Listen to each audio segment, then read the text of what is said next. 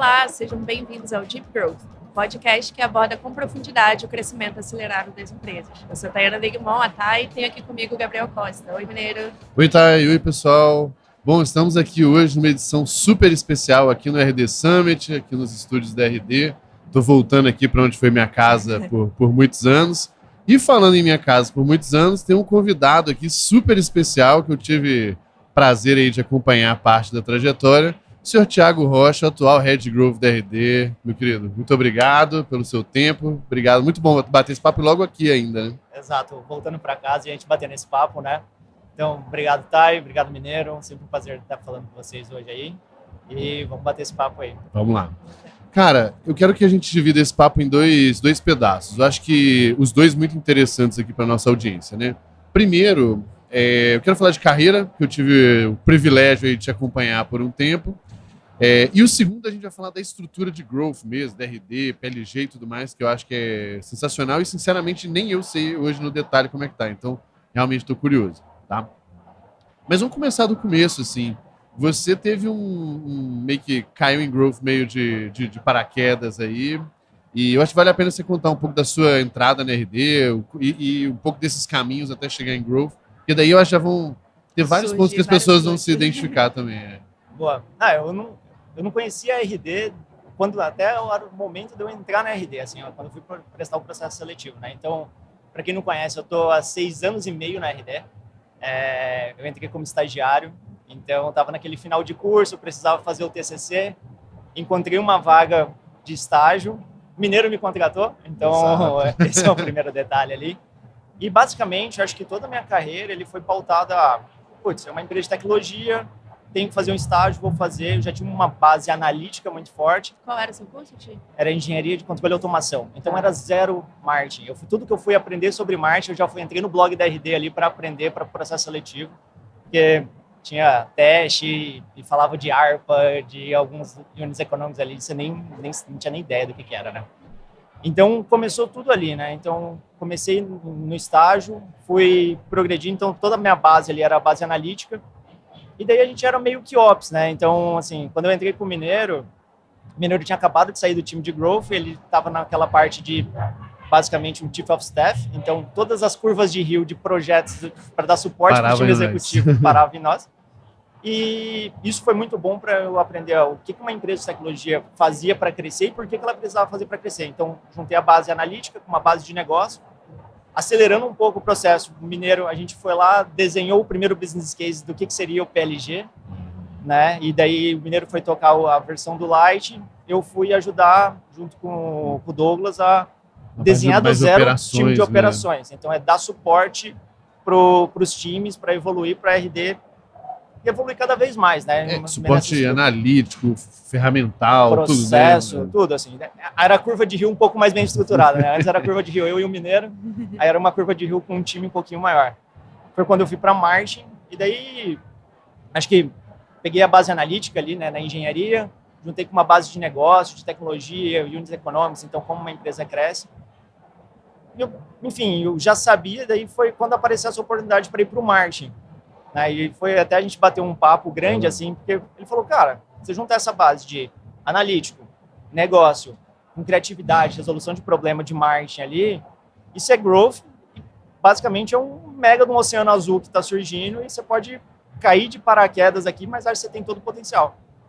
E eu até bati um papo, daí, aflições de carreira, né, então, e depois a gente pode voltar nesses pontos, assim, mas eu bati um papo com um gestor da época, que era o Douglas. Eu falei, Doug, cara, e aí, será que eu vou pro marketing? Sei pouco, né? Tudo que eu aprendi de marketing, eu aprendi na RD. Ele falou, cara, basicamente qual que é o risco? Se der tudo errado, você volta. Qual é o pior cenário? Qual que é o pior cenário? Se der tudo errado, você volta aqui, ó. Trabalho não falta. Trabalho não falta, tem várias oportunidades aqui dentro de operações. Vai ser, pelo menos você vai aprender e vai ter uma oportunidade legal. Eu falei, então vamos embora. E daí, desde então, fui para o marketing, fui gestor de... Que ano que foi isso aí mesmo? Isso foi 18... Foi depois que eu saí, então foi 18 para 19, 19. E daí eu fiquei 2 anos liderando o time de canais, estruturando um pouquinho de growth de novo. E daí, quando a gente lançou o Light em 19, a gente juntou cada vez mais marketing produto ali, né? Isso. Então, e daí foi quando teve a necessidade de ter um time estruturado, fora de operação, porque antes tinha growth, mas era muito operação e growth, né? Tipo, Era bem silo, assim, né? Tipo, tinha uma pegada ali bem geração de demanda, tinha uma outra pegada de operações que era muito dado, número, mas meio que deixou ajudar nos projetos em geral. E lá em produto, né, na parte do Light, tinha um núcleozinho, né, que eu comecei lá em 18 e aí depois... mas a gente não tinha lançado ainda, na real, né? Exato. Então, acho que daí, olhando para trás, assim, acho que tudo que me ajudou durante esse processo foi, cara, quero estar fazendo os projetos que tem na RD, os projetos que são importantes para a empresa, quero resolver problemas, e daí com isso eu sei que eu vou conversando com as minhas lideranças e eu vou trilhando caminhos aqui, que engraçado que todas as jobs que eu tive, nenhuma era tipo a mesma coisa, tem uma já que existe, a pessoa saiu, senta aqui. Então todas eu meio que criei junto ou adaptei. Então foi sempre uma relação de muita transparência com a liderança e basicamente eu tinha um princípio de deixa eu resolver esse problema, que eu consigo capitalizar em cima, depois falar, eu resolvi isso, mas eu quero ir para esse caminho aqui, para ir para esse caminho eu acho que eu preciso desse recurso, assim, assado, e às vezes era mais rápido, mais devagar, mas, assim, no final do dia é uma história que eu tenho muito orgulho de contar, assim, né, porque 6 anos e meio numa mesma empresa é algo... Ainda mais hoje é algo bem raro, assim, de você ver nesse cenário, né? Pausa nesse episódio incrível pra gente poder fazer aquele momento jabá e falar dos nossos patrocinadores. Bora, começa aí. Vou começar com o Caffeine Army, que tem o Super Coffee, que é a bebida que a gente usa realmente para poder deixar a gente bem afiado, dar conta dos podcasts, das empresas, fazer exercício físico. Dá conta de filho também. De tudo, filho também. Da vida toda mesmo. Eles estão com a gente desde o começo aqui, desde o primeiro episódio. E a gente curte demais o produto. Tem cupom aqui na descrição. Não deixe de conferir, porque realmente vale a pena. Inclusive, pode mandar mais latas pra gente aí, por favor, pessoal. Sempre porque mais aqui do escritório já tá acabando. Além do Super Coffee, que acompanha a gente desde o início, a gente tem também o pessoal da Swile, que está há algumas temporadas com a gente. A Swile é o primeiro unicórnio, né, a primeira empresa que se tornou ali $1 bilhão de valuation, de benefícios flexíveis, onde ela fornece para os seus funcionários, né, um cartão. Esse cartão pode ser usado em 8 categorias diferentes, aceito no Brasil inteiro, então o funcionário escolhe como que ele vai gastar o benefício Muita dele. flexibilidade mesmo no uso, né? Exato. E aí então, se você quer levar um bom benefício para os seus funcionários, conhece a Swile, tem link aqui na descrição. E a gente não pode deixar de falar também do nosso maravilhoso, incrível, do GLA, da nossa plataforma, né, onde a gente tem uma comunidade, né, de profissionais de marketing growth que se ajudam, que têm desafios similares, né, que aprendem uns com os outros. E junto disso, para ajudar nesse processo de aprendizagem inteiro, a gente também tem vários cursos, tem aulas. O que mais, Thay? Tem live, tem happy hour, se junta para os eventos. Assim, eu acho que é a forma mais completa hoje de você realmente crescer, se desenvolver nessa carreira de growth de marketing que tem disponível e é muito barato e ainda num preço por cima, ridículo, né? Inclusive, temos que aumentar o preço também. Então, já acessa aí growthleaders.academy. Tem link aqui na descrição para todos os patrocinadores. Boa. Então, bora voltar para o nosso episódio incrível. O que você... Depois eu até passo na minha opinião aí também, mas o que você acha que foi um comportamento seu e uma habilidade sua que te ajudaram a, sabe, que te ajudaram a crescer bem, assim, né? E continuar evoluindo ano após ano, né? Eu acho que ser crítico, assim, né? Sempre ver o copo... Às vezes, ver mais o copo meio vazio do que o copo meio cheio. Então, você querer sempre estar, tipo, legal, resolvi, mas qual que é o próximo? Então, tem uma necessidade de autorrealização, assim, de tipo, beleza, fiz esse projeto, mas qual que é o próximo passo? Então, tinha acabado de ser promovido, mas qual que é o próximo? Como que eu chego para ali, né? Qual que é o próximo desafio? Onde que a RD está indo? Como que eu posso ajudar? Então, essa quase uma insatisfação contínua, assim, lógico, tem que ser grato por tudo que eu conquistei, por todos os caminhos, mas eu acho que... Se acomodar, na real. Eu acho que isso fez com que executasse muita coisa, se adaptasse a muita coisa. Então, a engenharia já ensina um pouco disso, querendo ou não, assim, né? Então, na faculdade, acho que não me arrependo nem um pouco de ter feito engenharia de controle e automação. Eu falo, putz, mas o que você usa? É isso, assim, tipo, eu tenho que me adaptar, eu tenho que aprender. Às vezes, você não vai aprender de uma forma ou de outra, você tem que executar. E daí você vai, enfim, capitalizando em cima disso e construindo todos esses caminhos. Acho que esse foi o principal ponto, assim, sabe? E Acho que uma coisa que não foi tão fácil, foi difícil, na verdade, assim, é a ansiedade, né? Porque... Eu ia perguntar se você vivia bem com isso, né? Com essa insatisfação. Não. Acho que eu tive muitas conversas sobre isso, assim, muitas reflexões, sabe? Porque você tem que tomar um cuidado, porque às vezes sempre eu ficava pensando, será que desses 6 anos e meio, será que eu tô na RD porque eu tô acomodado na RD? Ou porque, não, de fato, eu tô no melhor lugar, na melhor posição, que eu posso evoluir? Então, isso ficava sempre batendo na minha cabeça. A ideia era conversando com pessoas, refletindo sobre isso, refletindo como que estava progredindo minha carreira, como que estava o meu desenvolvimento. Se você não pensa sobre isso, você acaba ou indo num flow que você se acomoda de fato, ou você vai tomar uma decisão de carreira, indo para um outro lugar, precipitada, ou não a melhor decisão possível. Assim. Então, sempre eu tive muito... Putz, deixa eu olhar o mercado, deixa eu ver como está se comportando, deixa eu ver o que eu estou desenvolvendo, como que eu estou desenvolvendo, para eu ter completa consciência que, não, eu estou 6 anos na RD, mas a RD, quando eu entrei em 2016, é completamente diferente da RD de hoje, e o que eu estou aprendendo em cada fase, né? Então, acho que isso é o principal ponto. E Thiago, o que da cultura da RD mesmo permitiu que você fizesse vários desses movimentos aqui? Para quem está ouvindo, pensando muito mais em tentar replicar algo parecido, de conseguir ter alguém dentro que tem essa possibilidade de olhar diferentes projetos e fazer crescer, o que você enxergou que você acha que fez diferença para você conseguir realizar isso? Eu acho que a RD tem uma cultura muito boa, assim, muito transparente de relação, assim, sabe? Então, te permitindo construir junto, assim, como a empresa está crescendo, acho que uma coisa que o Eric sempre falou desde quando eu entrei foi, não vai ser essa mesma estrutura. Uma coisa que você pode ter certeza é que sempre vai mudar e sempre vão aparecer vagas, sempre vão surgir coisas.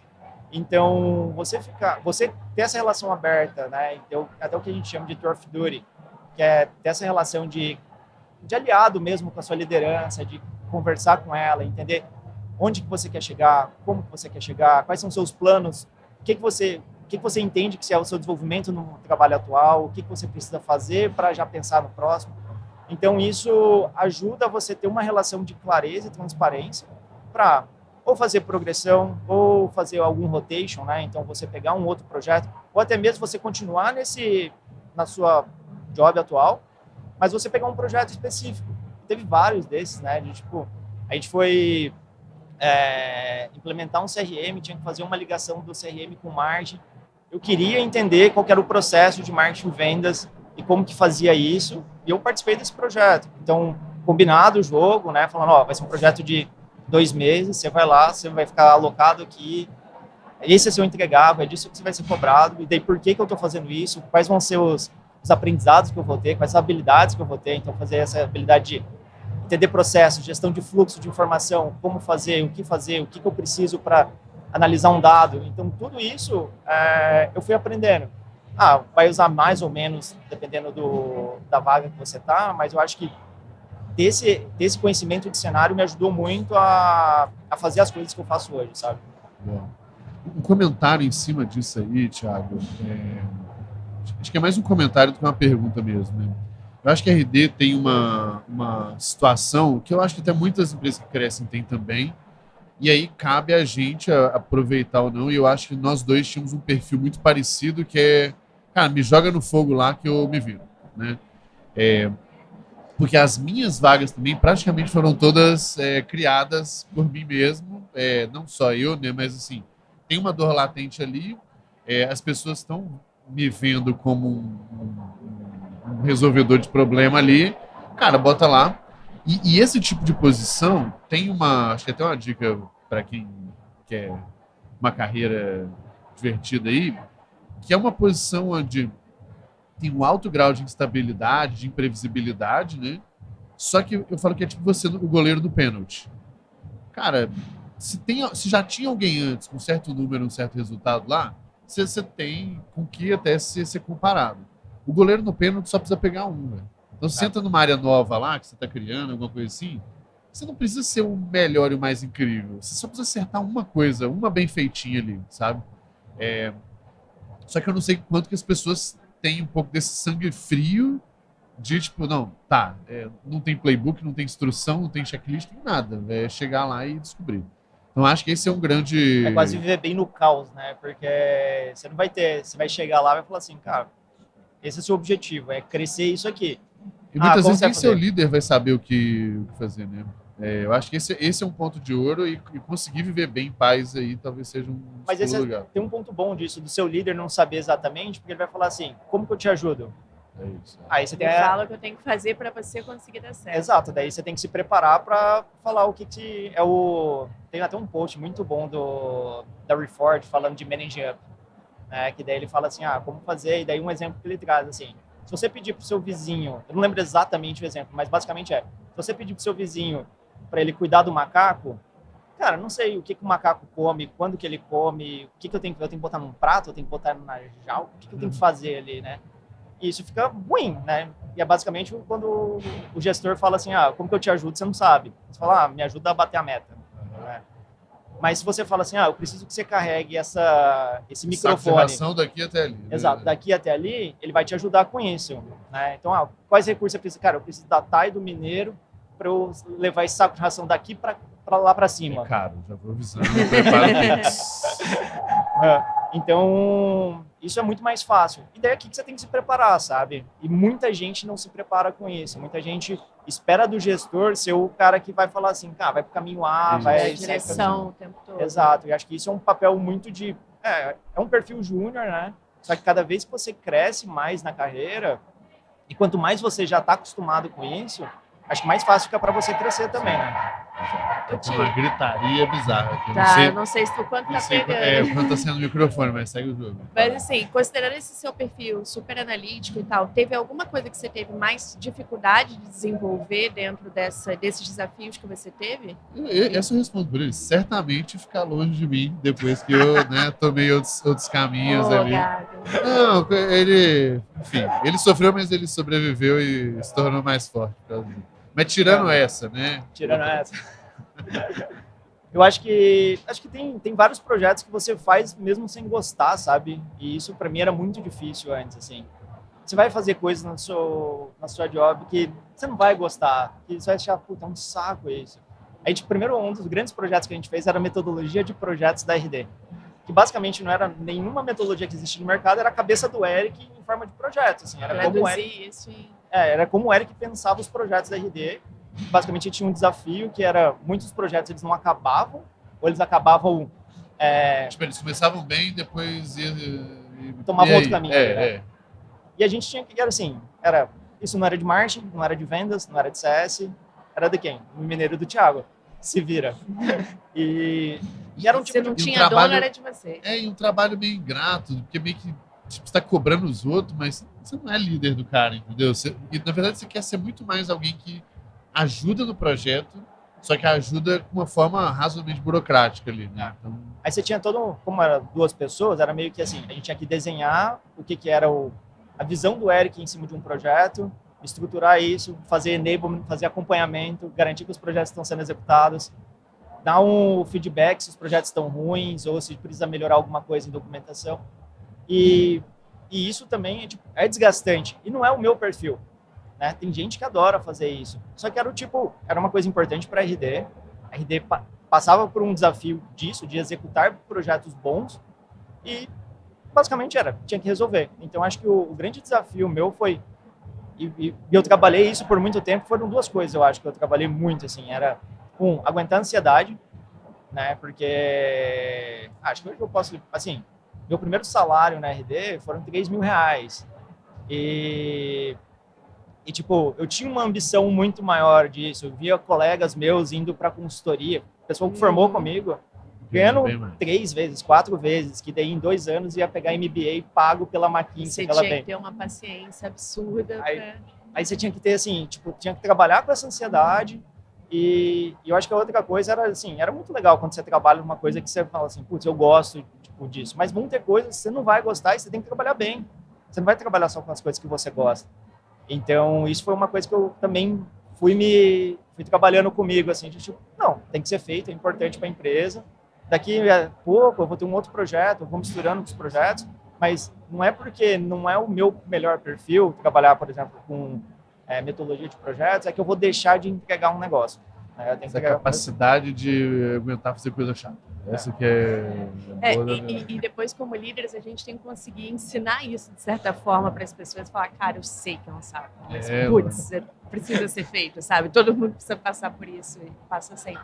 E aí, minha outra pergunta, ainda voltando nessa questão do perfil analítico, é, hoje, na sua equipe, como que você desenvolve isso nas pessoas? Você acha possível desenvolver? Porque uma das coisas que chega... Nós já tivemos essa conversa longa aí. E uma das coisas que sempre chega é isso, né? O quanto que as pessoas de growth precisam, o quão analítico elas precisam ser, e é desenvolvível, não é? Então, eu queria que você trouxesse um pouco da sua perspectiva. Bom que vocês já tiveram essas conversas na vida. A gente tem o mesmo papo live aqui, né?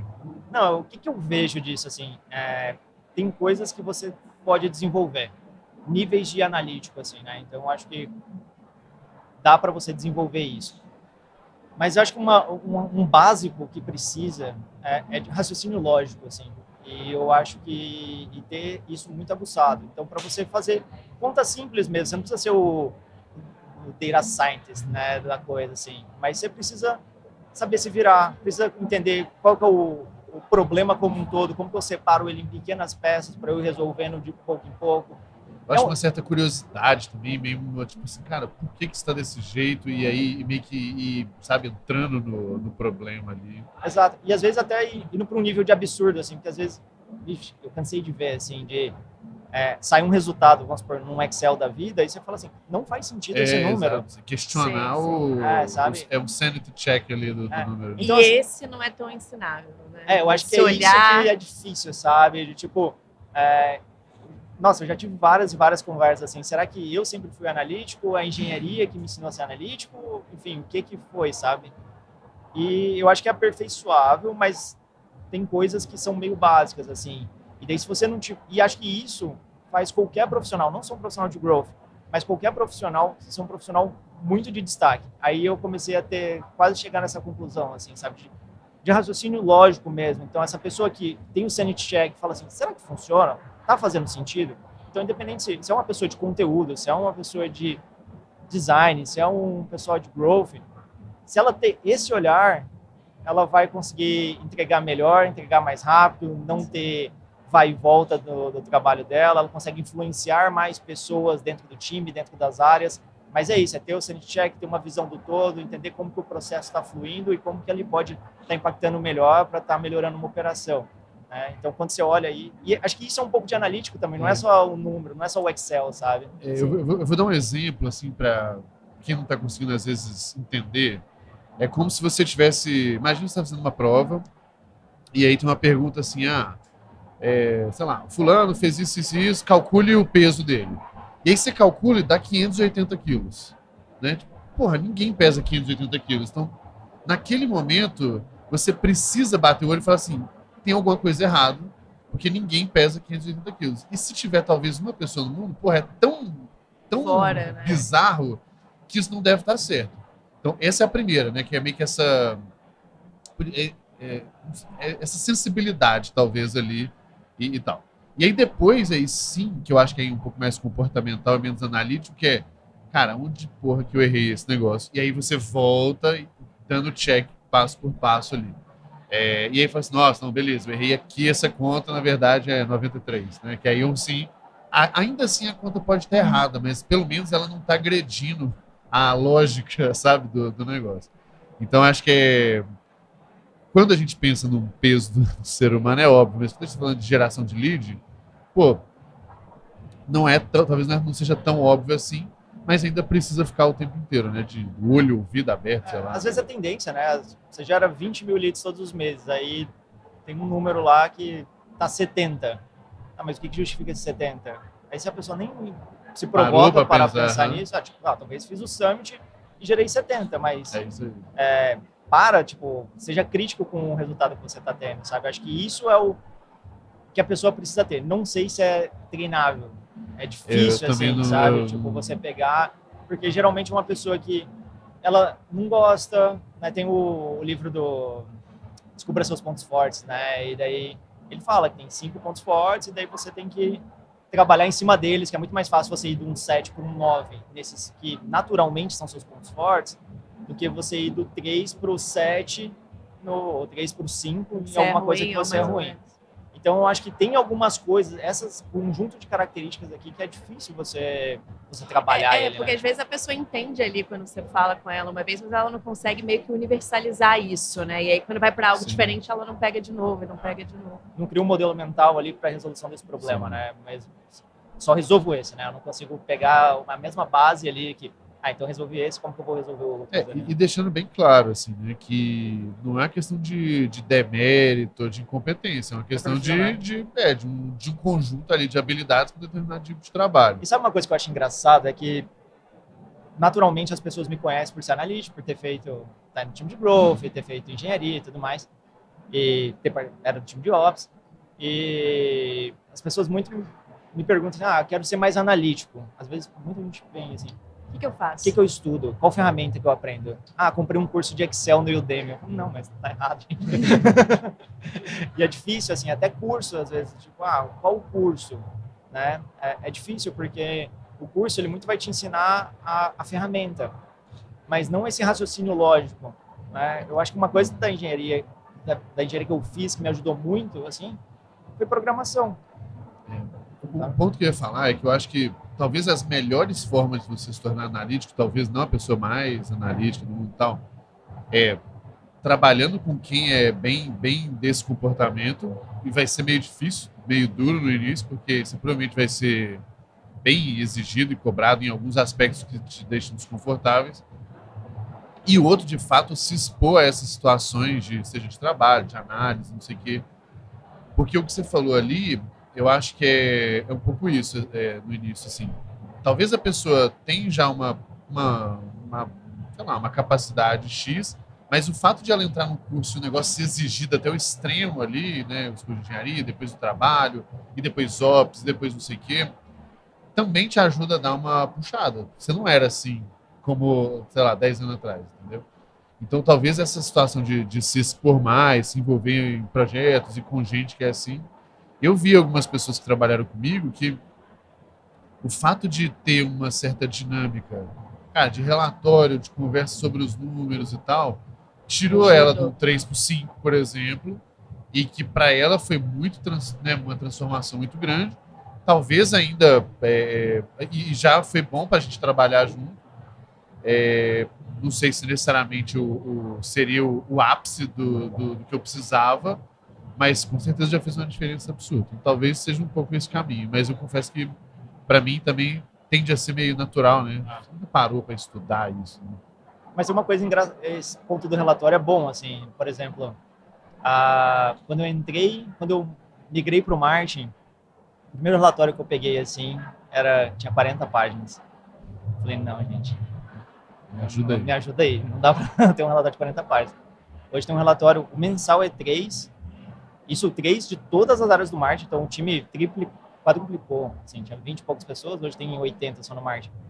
E o semanal é 3 parágrafos. Esse poder de síntese faz a pessoa também ser um pouco mais analítica. O que é a mensagem que eu preciso? Que realmente está por trás disso. Exato, aqui, porque senão ele fala um número, a gente foi de 3 para 5. E o que isso significa? O que isso significa? Tem até uma figurinha da Amazon, que a Amazon é muito famosa por escrever relatórios, assim, e dele tem um postzinho que eles falam, né, assim, dicas de como fazer, e é para ser bem sucinto mesmo, então yes, no, so what, então, assim, tipo, responda as perguntas que tem, o que é imprescindível para a pessoa saber, assim, não dá para ter 40 minutos 40 páginas de relatório. Otis, você quer fazer um? Quero. Não, eu vou mudar o assunto. Eu ia mudar também. Tá, então eu vou falar o seguinte. Pegando uma coisa que ele falou. Tem 2 pontos aí que eu acho que complementares, que eu acho que são muito importantes. Um eu já acho que meio que veio de fábrica aí desde que eu te conheço. E outro me parece que chegou ok e foi evoluindo. O que veio de fábrica, eu acho que um certo gosto, ou no mínimo um hábito de estudo. Cara, desde o início de você, cara, qualquer coisa que pega, vai, estuda, aprofunda, entra, papapá. E o segundo, eu acho que é sobre uma capacidade interpessoal mesmo, assim, de pegar e ter conversa com as pessoas, e negociar, e falar, e resolver, porque a gente sabe que tem um tanto de pepino no dia a dia que é muito mais rápido você levanta da mesa ou manda uma mensagem ali, puxa alguém que você conhece e resolve do que se criar um comitê de resolução de problema inútil, sabe? Minha leitura tá certa, e dois, comenta um pouco disso, assim, que como que você vê tanto a questão do estudo quanto gente, sabe? Não, com certeza, assim, eu desde sempre eu queria muito estudar e eu tinha um problema muito grande que era, eu ia na Udemy da vida, ou eu ouvia assim, profissionais que eu admiro, o que eles têm, daí, o que eu quero estudar, fazia uma lista, falava, puta, vou fazer tudo isso daqui. E às vezes, por exemplo, no último semestre da faculdade, eu só tinha um TCC para fazer, colocava um monte, vou estudar até as 8 da noite, não acabava nada, né? Então, eu tinha queria fazer vários começados, mas nenhum terminado. Então, foi aprendendo um pouco também pega um problema não só de que você queira resolver, um problema que você tem na hora, assim, não que você só ache legal. E acho que a gente já conversou muito sobre isso, né? Às vezes você nem tem o que executar com isso. E vai desde, assim, curioso no nível bizarro eu queria automatizar minha casa, bater palma, acender e apagar. Eu posso fazer isso, mas talvez para eu apagar e acender a luz da minha casa, vai demorar mais um pouco. Então, eu comprei um Arduino, que era um microchip, fui lá, aprendi, codei. Eu fiz a mesma coisa, você lembra? É verdade. E daí tem eu queria fazer de regar a planta de casa, só que daí eu não comprei planta, daí eu larguei. O que eu fiz foi do irrigador, mas muito mais de uma valvulinha lá, que abria, e tal, enfim. E era sempre de coisas, assim, inúteis, desde coisas importantes até coisas muito inúteis. E acho que, então, isso foi uma característica muito, muito comum desde sempre, muito presente desde sempre. Só que uma coisa que eu fui me aprofundando era no sentido de vamos focar mais um pouco e ter um grande foco aqui de desenvolvimento, de aprendizagem. Vai ter uma coisa ou outra que eu aprendo rápido, vou lá, quero aprender a fazer tal coisa, vou lá e faço. Grande objetivo por semestre. Né? E daí, se eu acabar antes, beleza, vou pro próximo. Mas quando você tem um grande objetivo, acho que fica mais fácil. A questão de relacionamento, seu segundo ponto, eu acho super importante. Eu acho que a parte de Ops, tanto nossa ali, mas quando o Ops se estruturou, me ajudou muito com isso, assim, porque acho que o primeiro, ali quando era eu e o Mineiro e a gente ajudando o Eric, a gente tinha uma carta na manga que era muito boa, que era assim, o Eric me pediu. Costas quentes. Então isso ajudava muito para agilizar as coisas. Exato. Quando você vai para Ops, não tem mais a carta do Eric. Às vezes tinha, mas não era sempre. Então o que a gente trabalhou muito, assim, era conversar, você se posicionar do lado da pessoa, estou aqui para te ajudar, como que eu te ajudo, vamos fazer isso acontecer. E Ops tem uma situação tanto quanto ingrata, que os louros é a área fim que colhe, né? Então, vendas, bateu o recorde de vendas. O time de vendas, exato. Né? Bateu o recorde de lead, parabéns para Marte, MQL, Sal, enfim. E Ops não fez nada, né? E Ops ralou ali toda a ferramental, o processo, e é o time de Ops que ajuda ali, né?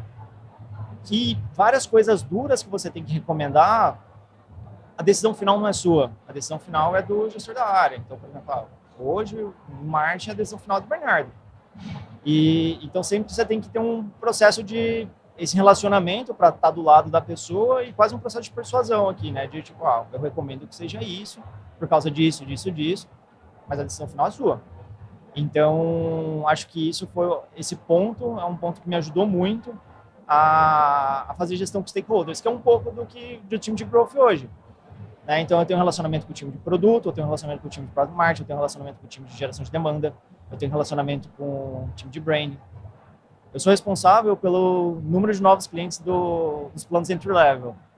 Mas ser responsável por esse número é empurrar a bola para dentro do gol ali. Se toda uma máquina antes ali não funcionar, não vou bater esse número nunca.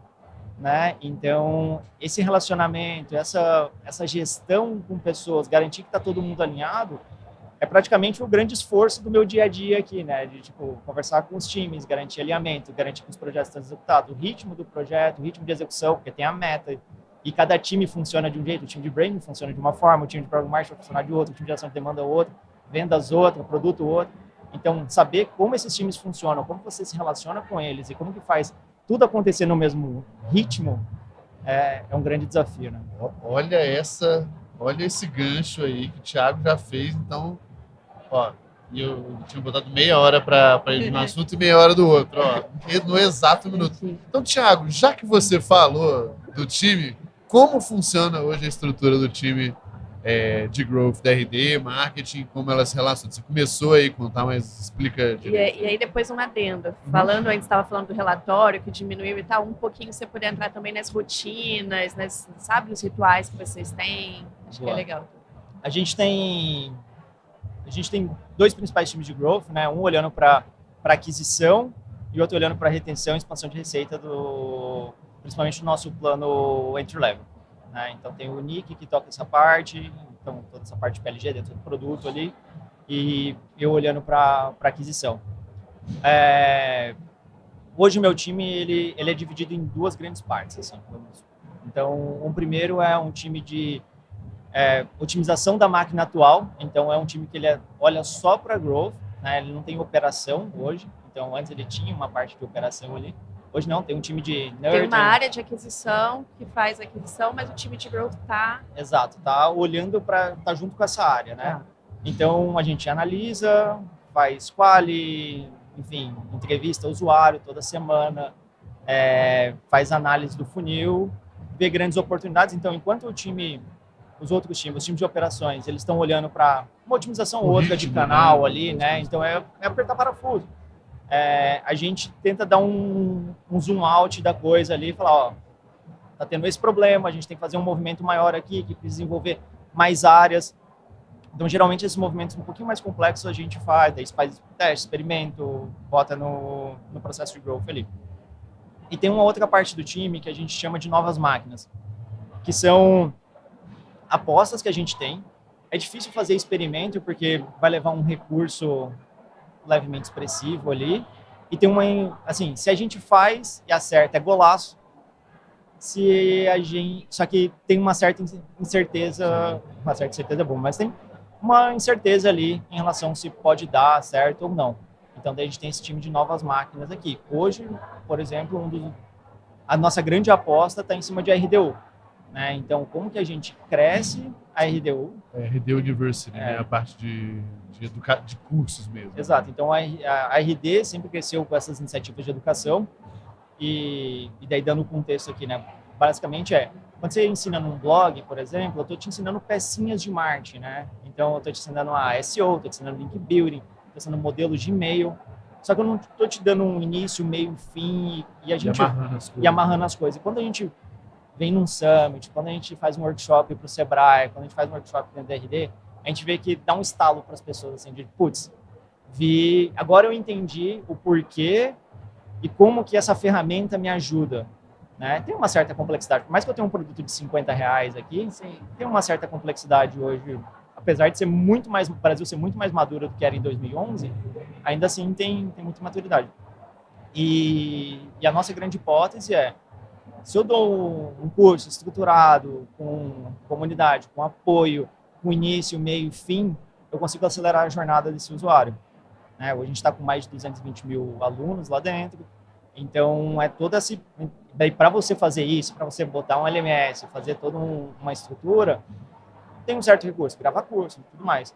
Então, essa é uma grande aposta nossa, como que a gente acelera, por exemplo, toda essa educação de mercado e com dados mostrando que, basicamente, se eu boto mais gente aqui, mais gente sai no funil do outro lado, né? Então, basicamente é isso. Aí tem outros projetos ali que a gente também faz dentro dessas novas máquinas. Mas, basicamente, o time de growth, olhando para aquisição, é um time multidisciplinar, né? Tem analistas, designers, devs, mas eles olham para essas 2 vertentes. Uma para a otimização da máquina atual e outra para essas novas máquinas que a gente chama. Nesse caso da RDU, por exemplo, vocês não operam também? Vocês olham as métricas, sugerem o que tem que ser feito ou vocês, de fato, estão ali rodando a University?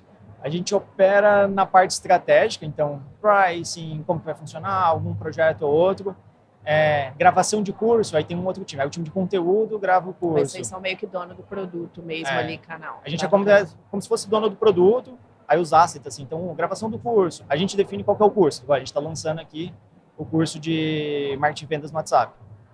Então, a gente definiu. Aí o time de inbound, que é o time de conteúdo, gravou o curso, ajudou a pegar os professores e gravar o curso.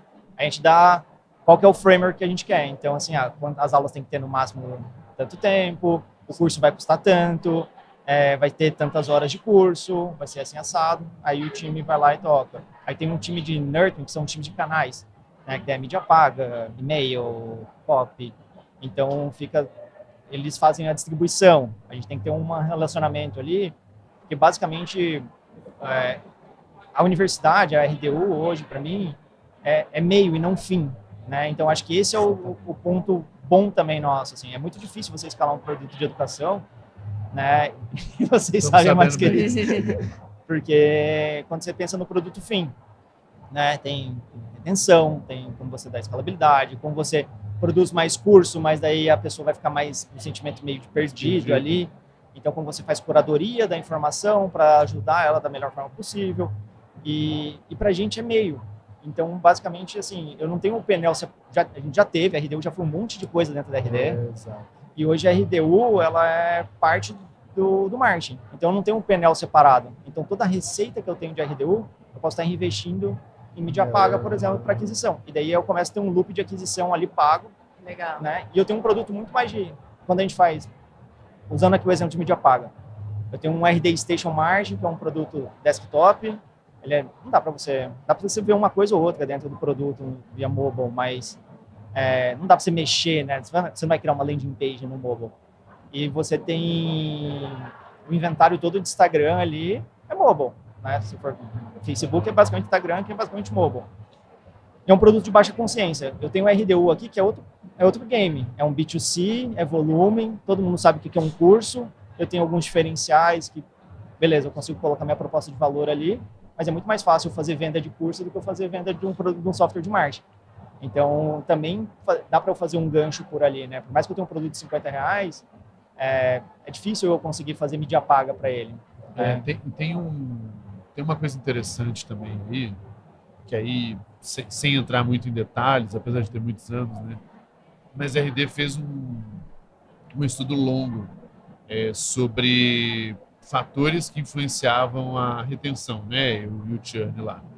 E a presença na RDU foi um dos que apareceu, né? E aí, obviamente, não é a RDU em si, é o fato de uma pessoa estar engajada numa jornada de aprendizagem, de transformação, e que a RDU é um meio para essa jornada. E é um meio, como você disse, simples da pessoa entender, né? É muito mais fácil eu falar assim, tem um curso disso que te ajuda a sair daqui e chegar aqui, do que... Então, veja bem, a gente vai explicar o Merlin e dar uma palestra, toda vez que ele vai falar. Depois que ela entendeu o game, o que ela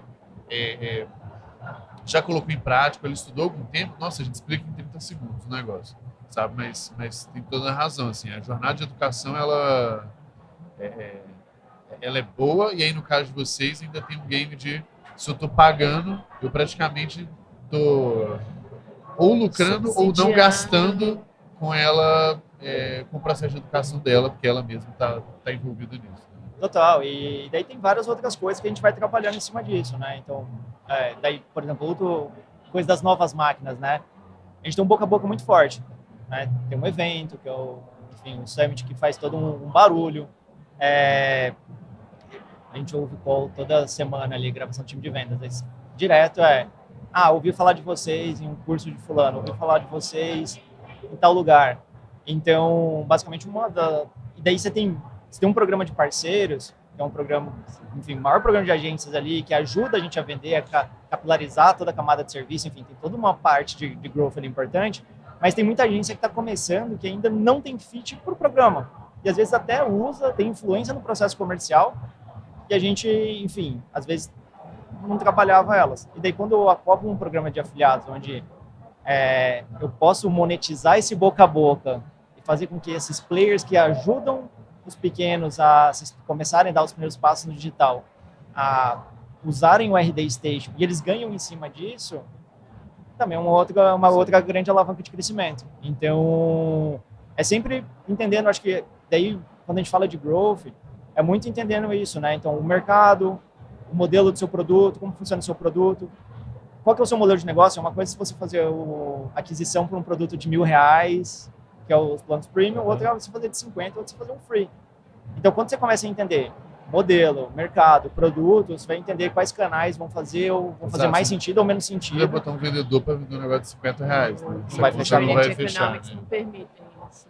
Isso que eu acho que falta muito, assim, até nas pessoas, e a gente tem um curso novo, agora, o momento que esse podcast for lançado, já estará lá. Mas a gente até começou com uma turma pequenininha, tipo um pilotinho ali para ir pegando alguns detalhes, né?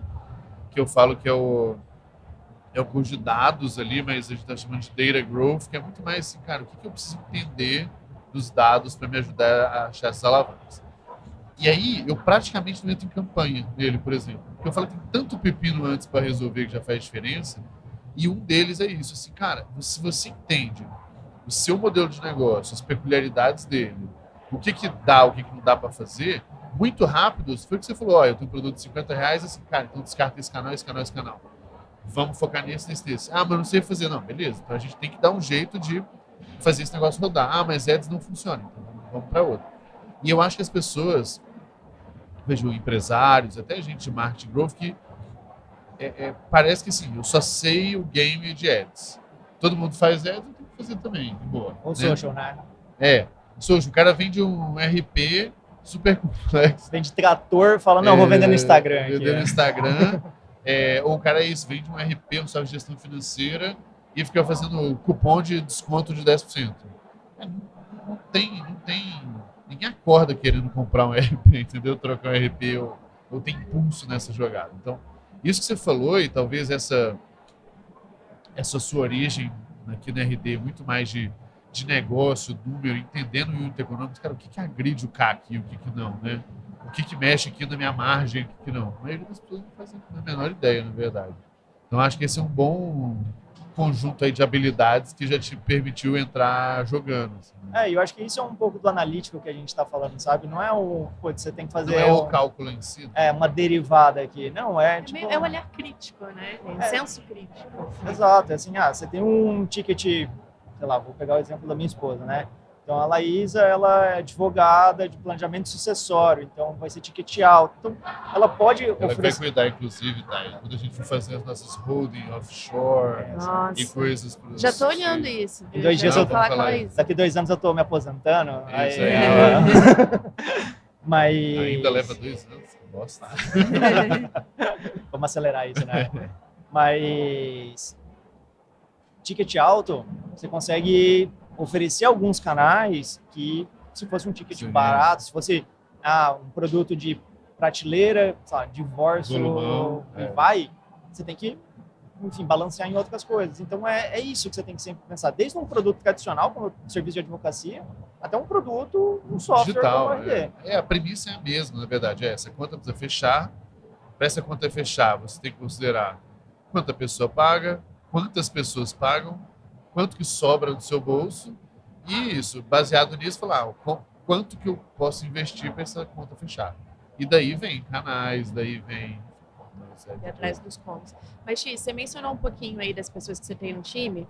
Se você puder entrar, só dar mais um zoom. Na parte da cerimônia? Não, primeiro assim, nas pessoas mesmo, tipo, os papéis, os papéis que você tem dentro do time, que tipo de perfil. E das cerimônias, rotinas que vocês têm também hoje, quando vocês vão planejar, fazer os testes, se puder contar um pouco. Que você falou das pessoas, daqui a pouco tem o Carlos, tem o Pedro. Eu tenho uma liderança abaixo, então, que dá o ritmo, então toda essa parte de coordenação, alinhamento, ou garantir que o ritmo está sendo executado, essa pessoa é responsável. Tem 2 BAs que palpa toda a obra, então pessoas analíticas que queiram aprender, se adaptar e executar. Simplifica a vida aí, Thiago. O que é um BA? É um palpa toda a obra, um analista, né? É um business analyst. Então é uma pessoa que faz tudo ali. Então, tem que fazer análise, vai fazer, tem que fazer a documentação, modelar o experimento, vai fazer, tem que executar e se precisar, assim, se o time de operação está sobrecarregado para fazer uma campanha, essa pessoa vai fazer, escrever copy, enfim, o que tiver que fazer, vai fazer. A gente tem 2 UX designers, né? Então, basicamente para criação de tela, entrevista com o usuário, nos ajudar para não ser vida louca nas quales ali. A gente faz também, mas eles dão bastante toque de metodologia para a gente, enfim, fazer... De research mesmo ali. Exato, para a gente fazer cada vez melhor, mas também entender o comportamento do usuário, onde que trava, ver tela, né, como que é esse comportamento. E a gente tem devs, né, então são 4 pessoas desenvolvedoras que daí botam as nossas loucuras no ar ali. Então basicamente, dev, UX, perfil analítico ali para tudo, na verdade, mas né, também para puxar dado e tal, e um coordenador e você. Isso, exato. Legal. E em termos de rotinas, o que vocês fazem hoje? A gente tem, basicamente, a gente tem uma reunião semanal de garantir o alinhamento do que está acontecendo na segunda-feira, né? Então, o que vai ser priorizado, o que está sendo executado, quais são as nossas prioridades na semana, no caso. Tem alguns projetos, iniciativas que a gente tem que daí vão ter cerimônias ali em paralelo, mas daí na quinta a gente tem uma reunião que daí a gente tem o que a gente chama de time de growth e a gente tem o squad de growth.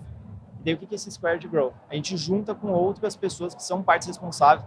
Eu tinha comentado, né, que você precisa ter um alinhamento com vários outros times de geração de demanda, de product marketing, de produto, e daí a gente se junta nessa reunião de quinta-feira para falar sobre os experimentos, as iniciativas que estão sendo executadas, se tem algum BO que a gente precisa resolver, se tem alguma descoberta ali que a gente teve, que a gente precisa discutir, ou, enfim, qualquer ponto desse. É uma cerimônia de 1 hora ali que a gente vai tocando em cima desses assuntos. Então, aí vão ser umas 18 pessoas já, assim. Então, daí é uma reunião um pouquinho maior, que daí tem, por exemplo, o Product Marketing, principalmente o pessoal do site, né? Então, a gente tem uma pessoa de otimização de conversão, de CRO, uma aqui de posicionamento, então eles entram nessa reunião, os canais, então as pessoas mais sêniores dos canais que tocam, e produto, principalmente esse time de produto que cuida do Light e do Base, que são nossos produtos de entrada. Então, a gente tem muito essa sinergia, acho que é a mesma sinergia que a gente sempre fala de ter entre marketing e vendas, quando você tem uma estratégia de PLG, você precisa ter entre marketing e produto. E cada vez maior. Então, a gente tem cerimônias em conjunto, assim, né? E sempre se adaptando. A gente tem uma cerimônia que a gente está testando agora de fazer o time junto, né, para discutir o que é roadmap do próximo mês, olhando para esse time que daí, enfim, ele é um pouquinho mais veloz. Roadmap, geralmente, produtos são 6 meses. Sim. Ali, né, mais longo. Para o time de PLG não serve isso, né? Então, a gente tem que, para esse time de produto de entrada, você tem que ser mais acelerado. Que é um pouco, o produto acompanhando um pouco do marketing, né? Que o marketing é sempre nessa loucura ali. Então, aí a gente tem algumas cerimônias em conjunto para definir prioridades, como que está sendo executado, como que a gente ajuda, né? Tem desenvolvedores em produto, tem desenvolvedores no marketing. Será que a gente pode balancear esse recurso para conseguir executar uma coisa que é importante para a gente chegar no número? Então, a gente responde pelos mesmos números, né? Então, tem esse processo. Então, basicamente, assim, quando a gente fala de cerimônia, segunda-feira com um time, quinta-feira com a squad total ali, e daí vai ter uma ou outra reunião que é importante ali, que daí a gente vai discutir de uma iniciativa em específico, né? Então, daí é meio que assim, tem a necessidade? Tá, então vamos marcar uma cerimônia ali para ter essa discussão. Tem um grupo menor, a gente tem uma discussão de mais qualidade, tem um olhar mais crítico, mais aprofundado em cima desse processo. Que essa parte de time é importante, porque time, cerimônia, tudo, porque na prática ela varia muito de acordo até com o próprio desafio que você está num certo momento, né? Então, o tempo inteiro, por isso que eu falei que eu não sei como está a estrutura hoje, porque, sei lá, quando a gente conversou a última vez, mas de um ano para cá, certamente as coisas mudaram, né? E aí me geram duas curiosidades aqui. O que foi um desafio que vocês tinham, tipo, um ano e meio atrás, que vocês resolveram, mais pra gente meio que um estudo de caso ali, e o que tira o sono de vocês hoje? Eu acho que, basicamente, quando a gente criou esse time, o time de marketing como um todo, ele era muito setado para abastecer o time de vendas, né? Então, lead generation. Gerar MQL, SAL ali pro time de vendas vender os planos para Enterprise. Então, muito do nosso desafio, desde que eu criei o time ali, foi, cara, a gente tem que ter essa visão para todos os funis. E a gente está juntando, o time de geração de demanda hoje responde por pelo CRM, pelo produto de CRM, pelo produto de marketing, por RDU, pelos todos os planos de marketing, né? Então, são por aquisição de agência, por ajudar as agências a venderem RD. Então, acho que foi muito a gente juntar para entender essa complexidade e ganhar importância ali. Então, foi muito do desafio até essa criação de time. E garantir que marketing e produtos estivessem cada vez mais ligados, né? E teve vários erros, assim, de às vezes marketing ir para um lado que produto ainda não estava indo, ou produto ir para um lado que marketing já tinha descartado, assim. Então, quando a gente olha na balança, olha para os mesmos números, fala assim, a gente precisa chegar nesse número, vamos sentar aqui e conversar como que a gente chega, como um time, independente se a gente está em estrutura organizacional diferente. Eu acho que esse foi a principal evolução, assim.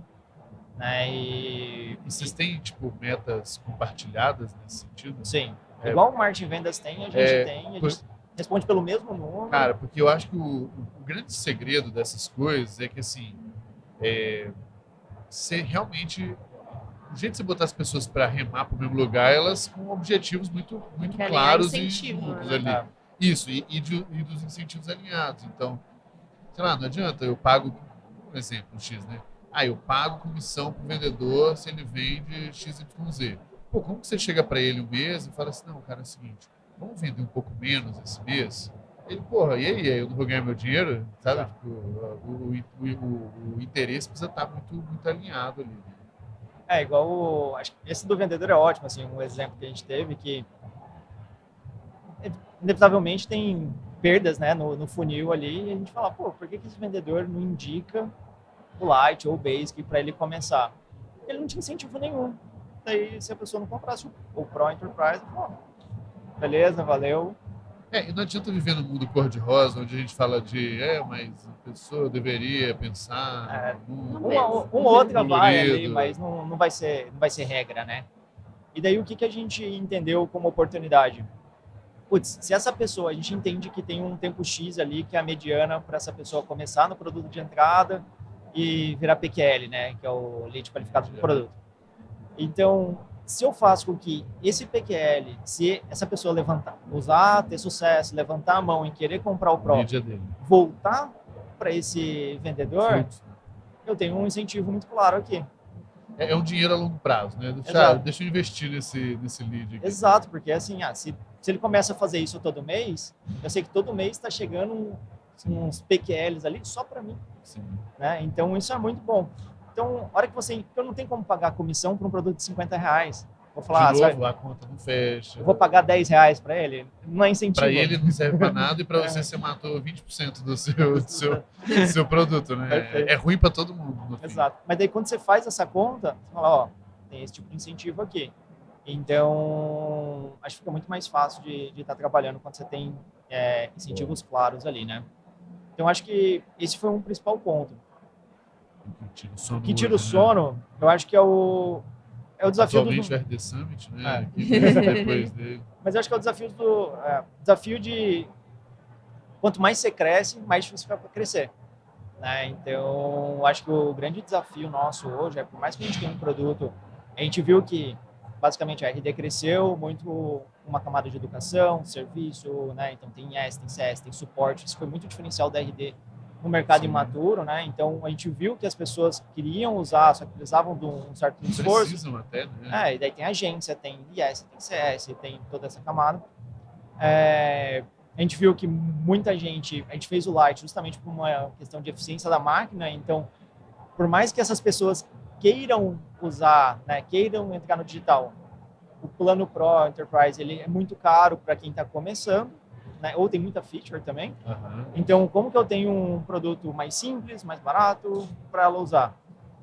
Mas por mais que eu tenha um produto mais simples, mais barato, que eu faça aquisição, retenho, passe a mensagem, eu acho que ele ainda tem certas barreiras de complexidade, assim, né? E a gente tem um mercado muito grande. Então, eu acho que o grande desafio nosso é fazer o status quo aqui, né? Fazer com que a pessoa eu diminua consiga gerar o valor o mais rápido possível. Então, o RD, ele não é um Slack, ele não é um Zoom, né? Que a gente fala dos produtos PLG que a gente admira aqui, que a pessoa vai gerar o valor rápido. Não, minha avó estava fazendo terapia no Zoom.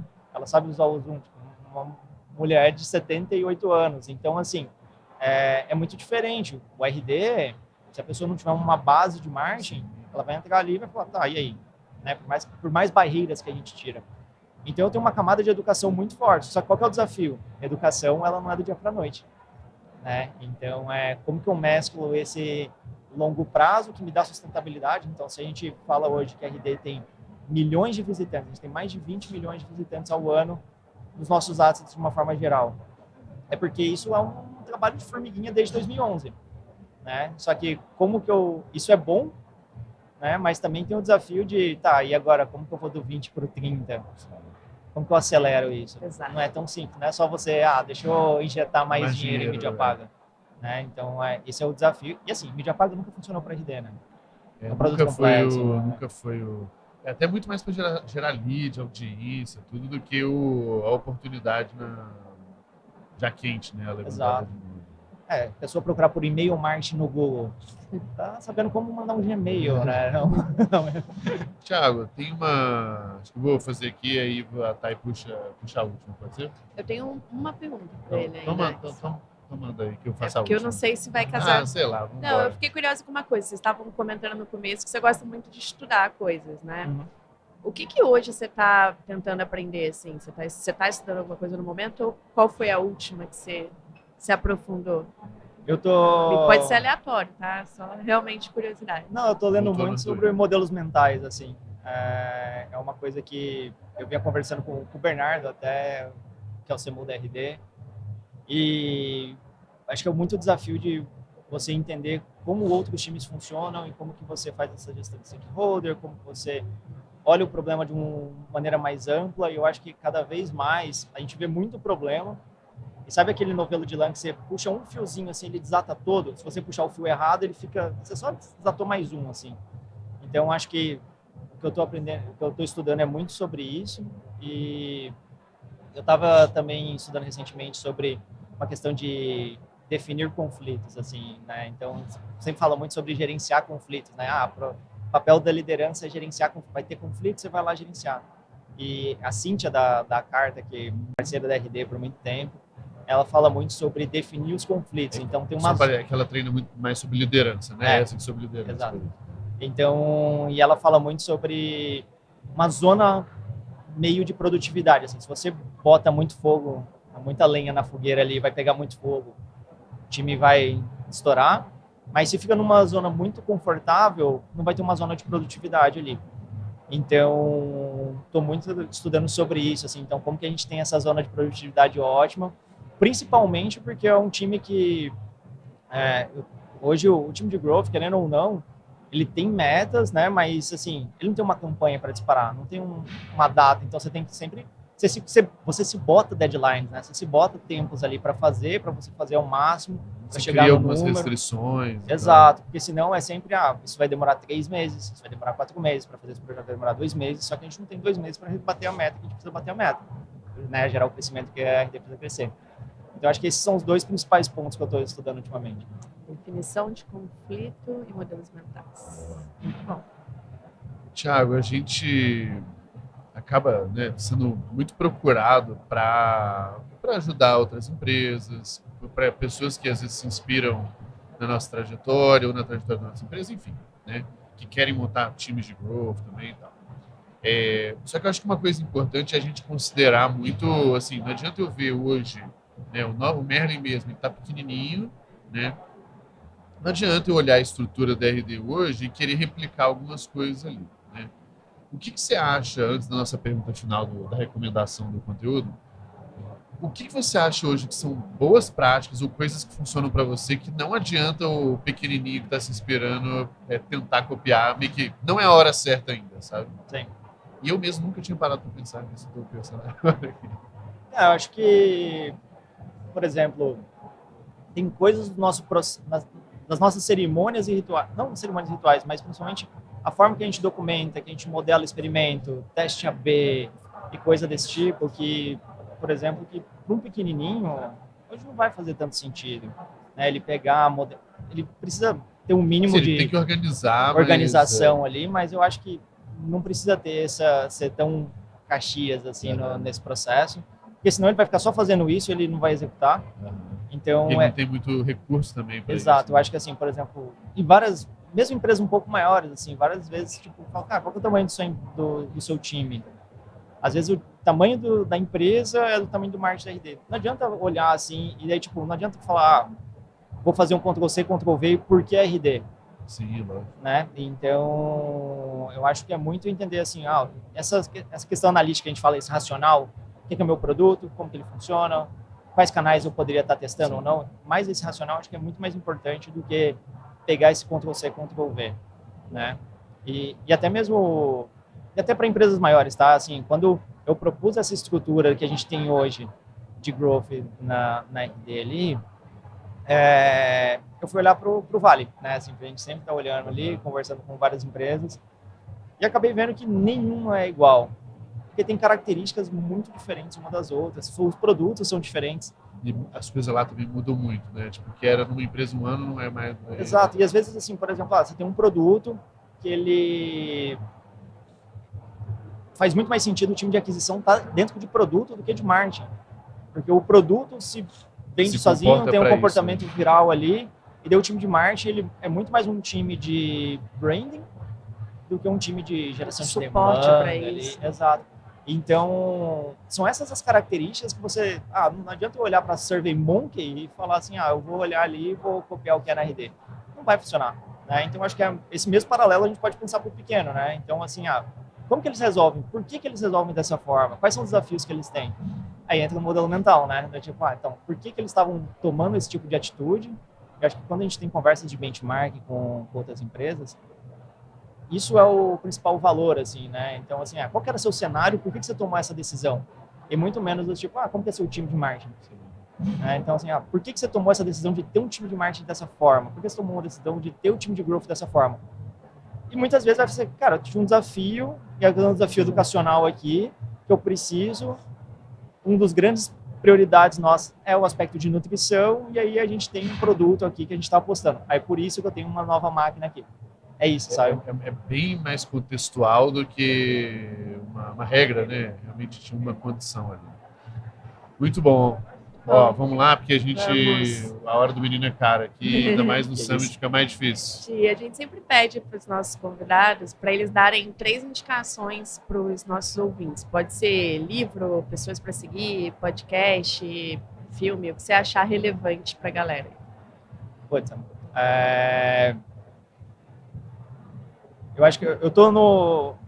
Tem um livro que eu acho que é muito bom e o Mineiro já me recomendou, acho que o podcast, eu ouvi o podcast, eu já tinha lido o livro, que é do Naval, que é do Almanac, então acho que... Nem é dele, né? É uma pessoa que fez um compilado das coisas dele. Exato. Mas é legal mesmo, bem simples ali. E eu ouço e reouço várias vezes, assim. Eu também faço acho que é um podcast de 3 horas, então você tem que estar preparado ali. O podcast em si é o How to Get Rich, né? Isso. Como ficar rico sem sorte, alguma coisa assim, né? Mas não, cara, isso pra mim também. Eu já ouvi, reouvi, cada etapa da vida você pesca um negócio diferente. E daí tem um livro dele, que é o livro dele não, que o O compilado, né? Que é o o Almanac Naval. Eu tô lendo agora, eu tô gostando muito, que é o The Great Mental Models. Que... É The Great Mental Models ou The Big Book of Great Mental Models? É um vermelho assim? da... Do Sean Parrish, lá do Farm Street. Isso. Eu acho que sei lá, a gente vai caçar direito. Eu tô anotando aqui para poder colocar. Mas é do Sean Parrish, lá do Farm Street Blog. Ele eu não li ainda. Não? Eu acho que, se não me engano, ele fez até 2 edições dele, se não me engano. Ou, enfim.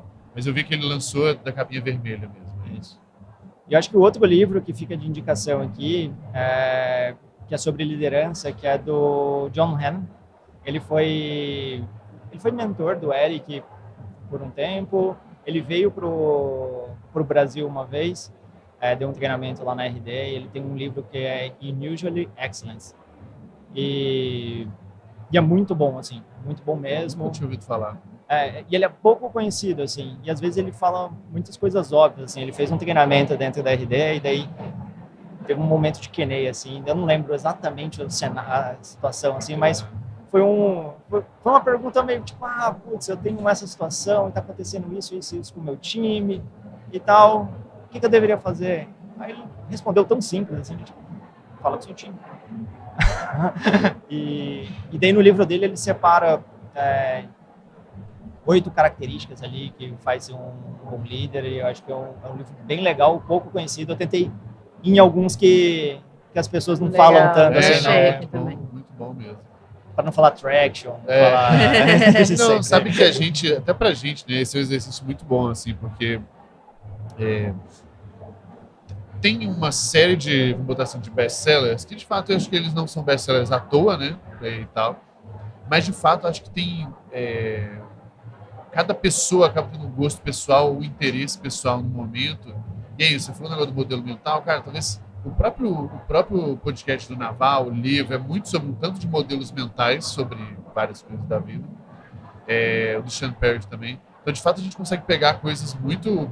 Sempre tem o outro mais comum, mas o outro bem, bem diferente. Então, pra gente também, super importante. É isso. Vamos Obrigada. lá, valeu, meu querido. Papo Valeu, super gente. legal.